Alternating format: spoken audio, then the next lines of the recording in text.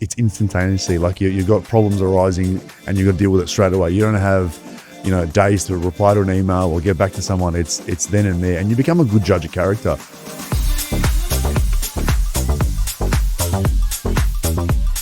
Welcome to another episode of my podcast, Season 6, Relentless Life on Your Terms.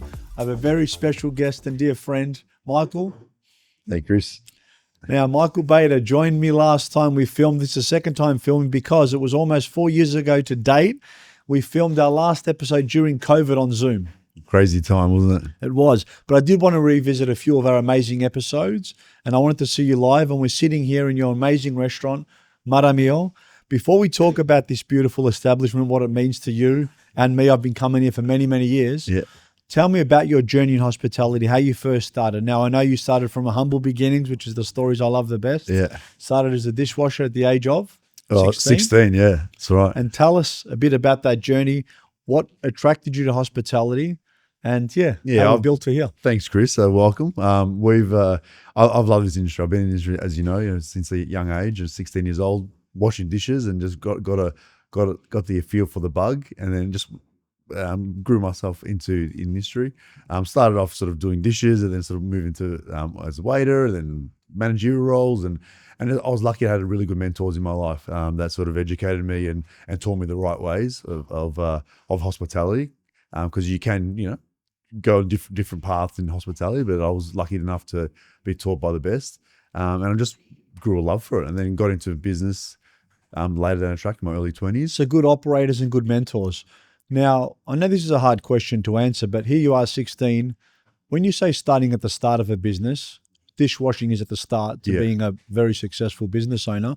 Did you know at that point that you wanted to run a restaurant, or did that love and that desire grow? It definitely did grow. When I first started in the industry, you get that bug, you get that buzz, you get that feeling, and that just never goes away. That just grows and grows. And from an early young age, even through high school, I was sort of working part-time in the industry, and I always wanted to do that. So I sort of fell in love with it very quickly, and I knew that I wanted to do this for the rest of my life. And from that, obviously, I know you worked at all different places and you've had some key learnings. The restaurant that we're sitting in, I know you've ran and operated multiple restaurants.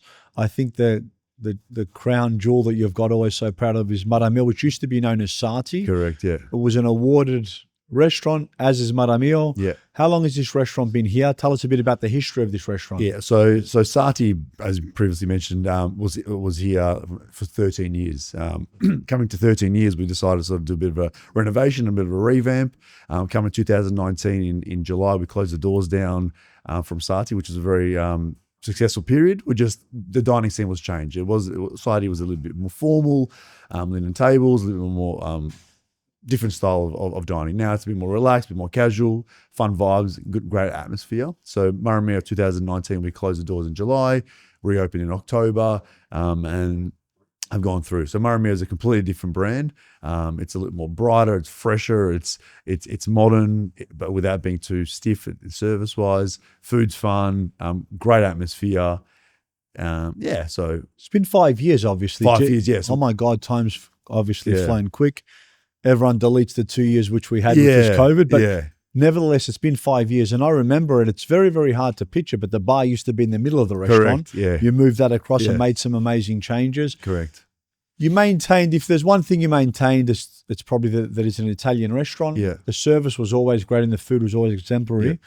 What was your motivation to Marameo? Why did you change to this? You thought the restaurant industry's changing in Melbourne? It was changing a little bit. Like it wasn't, people didn't want to eat as formal. People wanted to eat more casual environment, a bit more, before it was dark and moody. This restaurant's a bit lighter and fresher.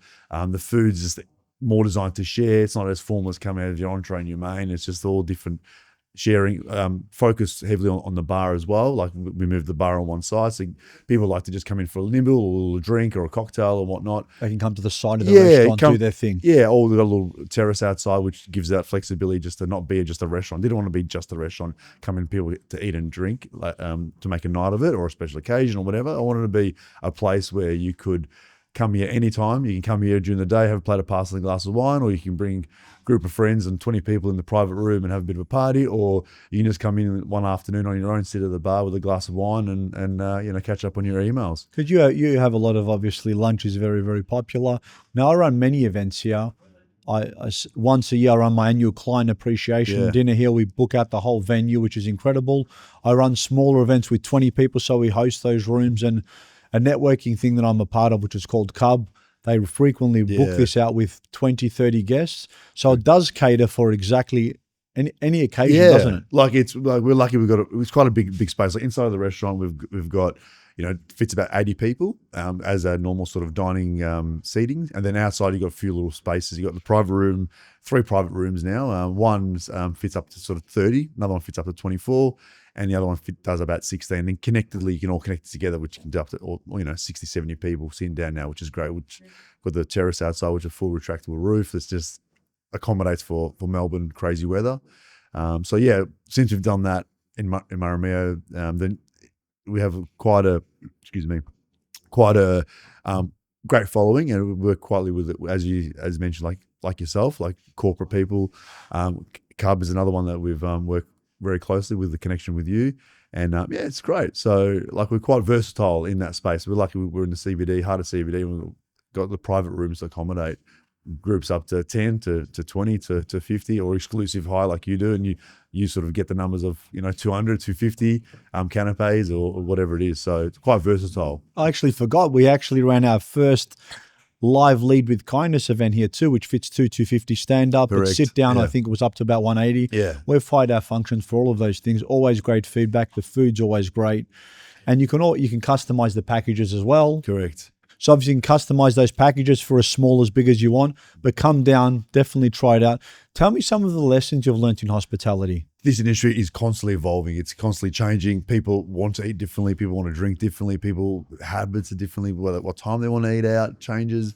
It's a constant, evolution that we try to keep on pulse of what's modern, what's taken. Like food and booze is like fashion. It changes constantly, and people want to always eat what everyone else is eating and drink what everyone is drinking, and you always got to be in front of the trends and following that, and it's just constantly changing. That's what we do at Marameo. It gives us the flexibility, because we are a restaurant that is a big volume area, so we do need to be constantly doing a lot of things, different things to keep generating business. Now, I know you personally, so I know that you're a big foodie. You love drinking nice wines. Yeah, fellow watch aficionado. You love watches as well. But we'll stick to obviously the hospitality.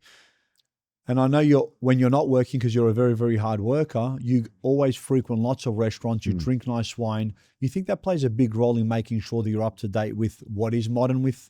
100%. Yeah, we constantly, like my business partner and I, are constantly eating out and just seeing what's out and what's new, and just keeping on top of the pulse, because there's a lot of restaurants popping up. Every week there's a new restaurant popping up in Melbourne. Flavor of the month, and stuff like that. Definitely. But for a restaurant to stay relevant, yeah. You've rebranded, obviously, but for even a year would be so challenging.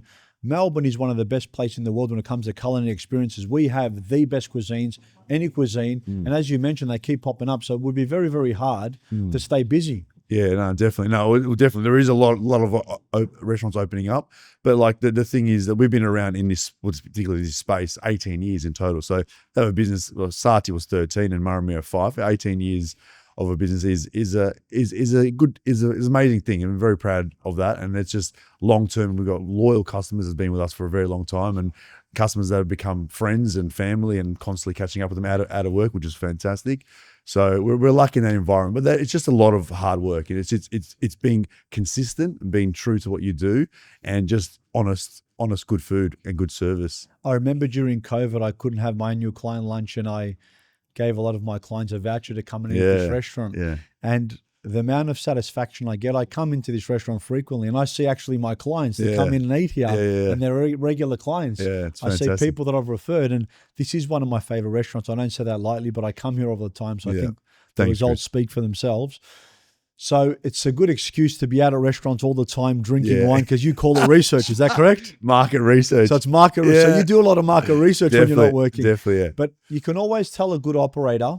And I remember the first time I met you, And I said, I love this guy. Reminds me of my brother Zen, who is a Yeah. very, very good restaurant operator. You knew what was going on. Your team is very on top of everyone in the restaurant. They offer a great service, plus a good ambience and good food, which is the three key ingredients to any great restaurant. Isn't that correct? 100%. Yeah, I'm very lucky and very fortunate that I've got a great team around me. I've got, my restaurant manager, JP, has been with us for, almost 12 years. Joffa, our head chef, has been with me almost 10 years. And all the management top tier has always been here for a long time, 5, 6, 7, 8 years. And then all the wait staff is churns it through. It is very transient though, that sort of 100%, employment, 100%. isn't it? Yeah, 100%. But I'm lucky that I've got loyal people that have been with me for a long time. They see the dream, they see the passion that I have, and they're on the same sort of page. And then we're a young team, and we're constantly evolving, constantly hiring new people, and always looking to expand. And Well, they see the brand, they see the vision, they see the leader, and they're very happy to follow that. yeah. Which makes a lot of sense. Yeah, which is quite rewarding for me, because constantly, staff is one of the without them I wouldn't have a business, and without me they wouldn't have a job. So it's like You both need each other. we definitely need each other. But I'm very fortunate that I've got good people, and that's number one thing that I make sure when we hire people, that you're a good person to start, because you can teach the trade, you can evolve them into better, but you cannot teach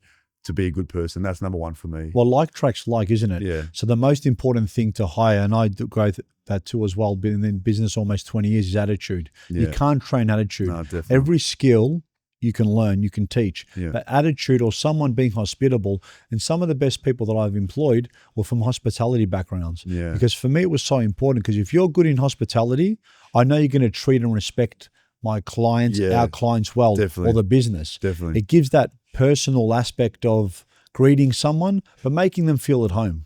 And I think that's so important when it comes to hospitality. Walking in, be greeted with a nice smile, and just problem solve things along the way. Yeah, hospitality. It's as you said, like it's instantaneously. Like you've got problems arising, and you've got to deal with it straight away. You don't have, days to reply to an email or get back to someone. It's then and there, and you become a good judge of character. You can read a person within.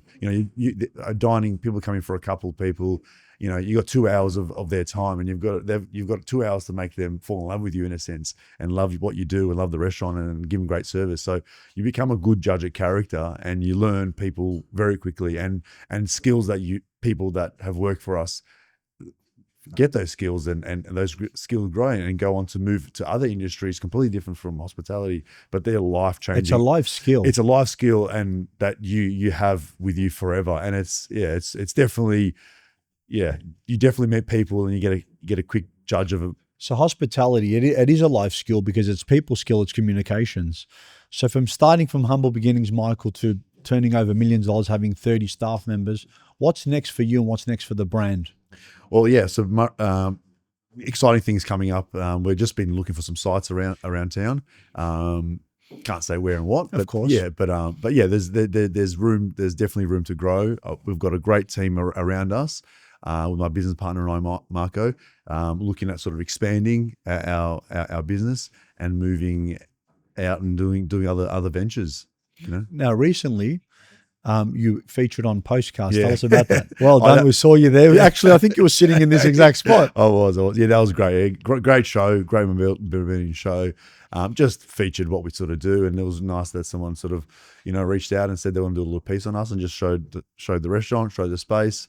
And yeah, it's pretty good to be part of that. It acknowledges your hard work. Yeah. And I guess that recognition from such a prominent show makes it rewarding. Yeah. Whenever I get featured in something, I always think, well done, look back, I'm working with a great team. It actually revitalizes your purpose and say, I realize why I love this industry so much. Yeah, it's nice. It's nice when you just do what you do every day, and you just do it because you love it, not because you want any accolations or anything, or any sort of people to sort of say, well done. It's just, and then when they actually do, reach out and say, well done. It's nice. It's a nice feeling.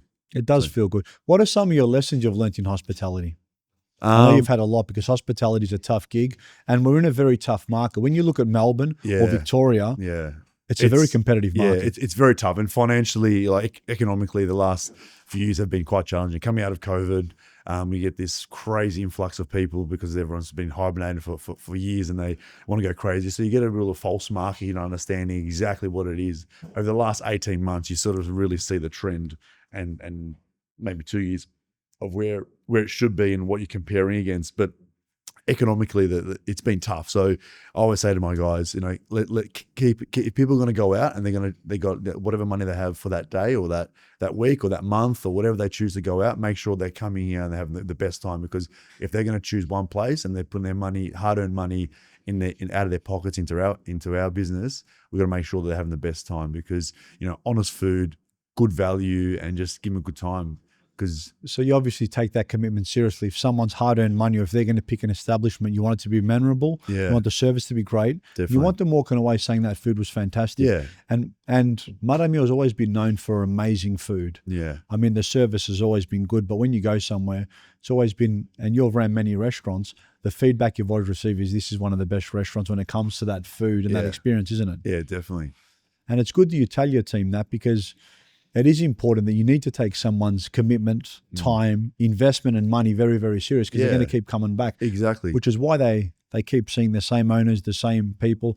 It makes a big difference in my experience having the owner operator working in the restaurant. Yeah, well, you get to feel you're handling your pulse every day. You get to see what people want, see what people want to eat, see how people's eating habits are changing. People these days financially, it is tough. It's tough at the moment. People might come over a glass of wine and a plate of pasta and be here for half an hour or an hour and go, and that's fine. You can do that. That's not a problem at all. Or you can come here and have the full shebang and have entree. Spend thousands of dollars. Yeah, you can do that. And that's what if that's what you feel like doing today, that's fine. But you can come and do that. And there's no right and wrong. So I guess on that, we mentioned you have some clients that spend a lot of money in this establishment. So you're actually, and I'd like to discuss that.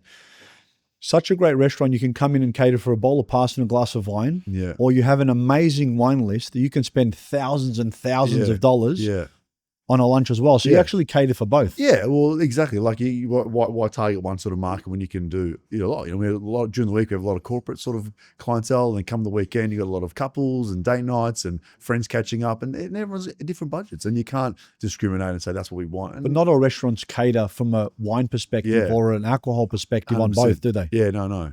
It's some one or the other, but we sort of have a wide range of both. So. But yeah, whatever. And I know you've renovated the space a lot, which makes it a lot more versatile to all those events that you said. Definitely. And it also brings it in. So inside you said you can seat 70, 80? Yeah, as a normal sort of dining sort of setting. But the whole restaurant's about 120, what is it? Yeah. Oh, well, you got 80 inside, and the rooms you got 20, 40, 60. It's about sort of 140 sitting down at one sort of space with all the dining room space. But the good thing is it's segmented, so you can cater for smaller, bigger. Correct, yeah. Or you can take the whole thing. Exactly. Inside, you got 80 people, you can do exclusively inside, but if you want the whole thing, you can take up to 150, or in the private rooms, you can do 20 or 30 or 40. It's quite versatile. Even stand-ups. Yeah, exactly. So as I said, this is a very, very special place for me. As I said, I do my client appreciation lunches. I've had my charity nights here. Yeah. I've got an up-and-coming event here, so I come here all the time. I encourage all of our listeners to come to Marameo and try it. I guarantee you'll love the experience. You'll love the service, and it's definitely on one of the best Melbourne restaurants in the country. Well done on featuring on postcards, Michael. Thanks, Chris. So something that's very prevalent in your industry at the moment, and in mine, I'm in residential real estate, as you know. Cost of living's gone through the roof, inflation, all these interest rate rises. How has that affected people coming out, spending money at restaurants, and what have you done to pivot as a business to still attract those clients? Yeah, definitely. It has been a tough, challenging sort of 18 months since all the interest rates started spiking up. Well, coming out of COVID, and interest rates started spiking up. We did definitely feel a decrease in sales, or people coming in. What we did notice is that there were people still coming in, but not spending as much, which is great. It's fine. It's still coming in, and they're still choosing us. They're still giving you the opportunity to serve them. Exactly. So, and what we thought is that we're still doing the sort of the numbers, but just the cost has gone, the spend per head has gone down.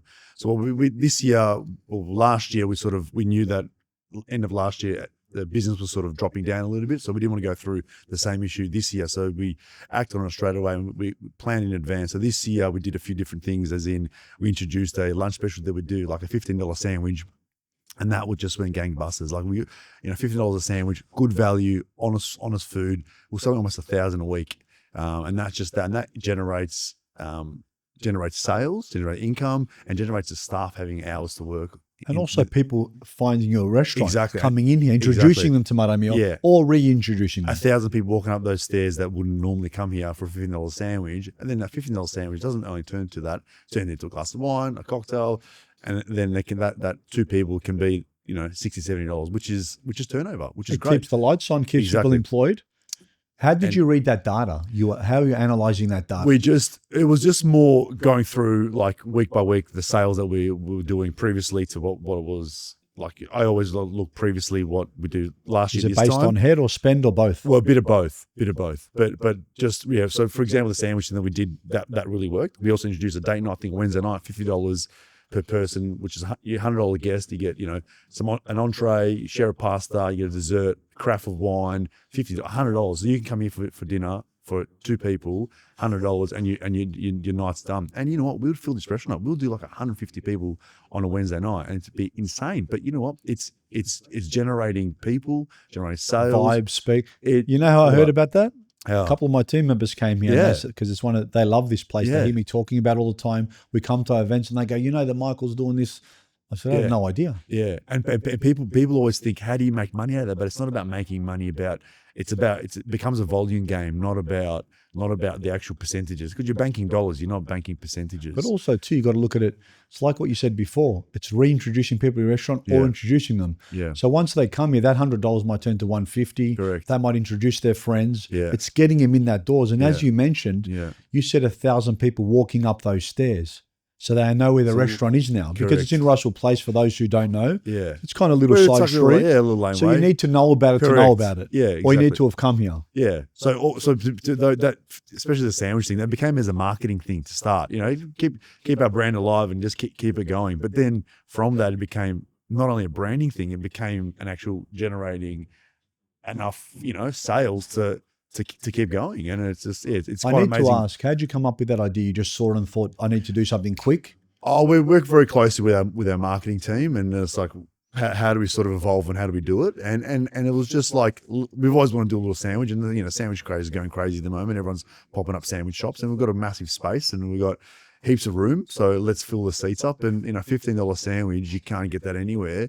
And good produce. Good produce. We did like this chicken cotoletta one with a tomato, like a vodka sauce and some stracciatella cheese, and just it was for $15. Mate, it was great. Good hearty food.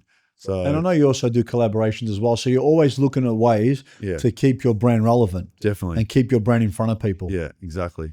So I guess in hospitality, that's super important. So you did the sandwich idea. Did you started seeing, I have to ask the question, a lot of new faces, old faces, or both? Bit of both. A lot of new faces, to be honest. Even the corporate guys. Corporate guys will come in and have those big long lunches. We just come in for a sandwich and take away and get out of here. And that's great. So we tapped a lot of different people, a lot of different markets, and it was great. So it was a lesson learned and a learning curve, and we'll definitely continue all this in the new year. So do you still do the $15 sandwich? So that's finished now. So we're coming to that Christmas December busy period. We've stopped all that because we're just crazy. It's too busy with all the corporate functions, and it takes up the space and the demand's there. But it's starting back next year. So in January of 25, we bring, because Marameo will be 25. We're doing a $15 cacio pepe pasta. It's one of my favorites. Throughout the whole month, lunch and dinner, so come in any time. And then in February, we're bringing back the sandwich, $15 sandwich for lunches only. So it's seasonal. You're going out what you're bringing. Yeah, but going from what we did through this year, I'll definitely bring it back next year and keep it going throughout the whole year. So, and we'll make the date night on Wednesday night. Is that even now? So can people come for that? So that's all starting next year again. So same thing, it's seasonal. Yeah. During peak periods, you dial that back on that and you start again. Yeah, because November, December for us, it's that corporate. It's crazy with functions and all that, and we just don't have the physical space to be able to service all those, the other, the sandwiches and all the date nights, all those sort of things we're doing. But as of next year, 2025 January, it's going to be on throughout the whole year. So stay tuned. I know you touched on, and you couldn't tell much, which we understand why.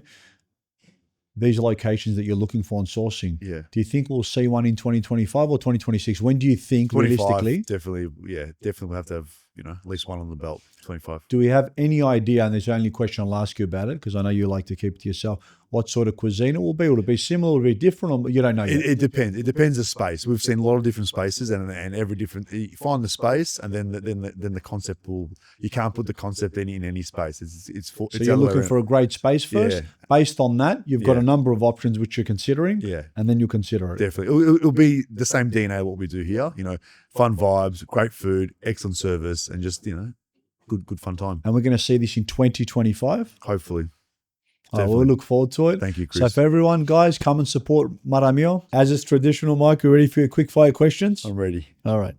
What's the best advice you've ever been given? Be kind to people. If you could start any business tomorrow, what would it be? Definitely a hospitality venue. What's one thing that always makes you smile? Being around friends and family that I love. What's your favorite way to stay active? Big run or walk in the morning with my dog and wife. What's your favorite thing about your industry that you're in? About hospitality, just being around people, making people happy. What's a fun fact not many people know about you? Maybe they like to have a bit of a dance. What's the best thing you've learned from failure? Best thing, just not what to do again. So lesson? How do you disconnect from work? Just get away as far as I can from this place. What's the most important daily ritual that you have? Every morning, go for a walk with my dog Leo and my wife Sophie, and coffee in the morning, quick hour, and shower and head into work. What's your biggest role model in your life? Who is your biggest role model? Biggest role model? Probably my dad. I thought you'd say that. What's your hidden talent? I can drink a lot of good red wine. No, we know that. There's nothing hidden about that, Mike, if anyone knows you. This one I want to. If you could eat one food for the rest of your life and only one, what would it be? Oh, that's tough. Just one. I love my cuisine. I love Italian food, but I'm a big Chinese fan. So Chinese food? Chinese, flour drum, makes me happy. There you go. And a shout out to flour drum. Yeah, Jace. What's your tip-top way to staying focused? Keep your mind focused. Be around people that aren't negative. Just focus with the people around you. What's one thing that keeps you motivated? Seeing the future and see how I can better myself and better people around me. On a scale of 1 to 10, how much you've enjoyed being with us? 20. Thank you very much. Please come and check out Marameo. Support the hospitality in Melbourne. Thank you very much, Thanks, Michael. Chris. Thank you very much.